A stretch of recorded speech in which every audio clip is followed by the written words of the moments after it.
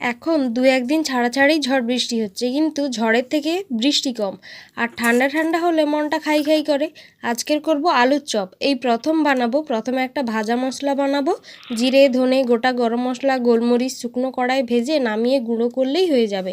তারপর আলুর চোকলা শুদ্ধ সেদ্ধ করব, নাহলে চপের টেস্ট বেশি হবে না আর পানসে পানসে লাগবে খেতে। তারপর কড়াতে সর্ষের তেল দিয়ে পেঁয়াজ কোচা, আদা রসুন বাটা, লঙ্কার গুঁড়ো, হলুদ, লবণ দিয়ে ভাজা ভাজা করে তুলে নিলে আলুর সঙ্গে দুটো ভাজা লঙ্কা আর এই মশলাটা আর ভাজা মশলাটা লবণ দিয়ে মাখিয়ে লেচি যেমন কাটে তেমন গোল্লা গোল্লা করতে হবে।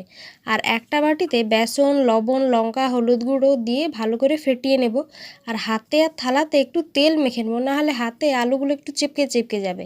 তারপর আলুর গোল্লাগুলোকে হাতে একটু চেপে চেপে দিয়ে বেসনের মধ্যে ডুবিয়ে তেলে লাল লাল করে ভেজে তুলে নিলেই তৈরি হয়ে যাবে আমার চপ। কিন্তু এই চপগুলো একটু টেরা বাঁকা হয়ে গেছে।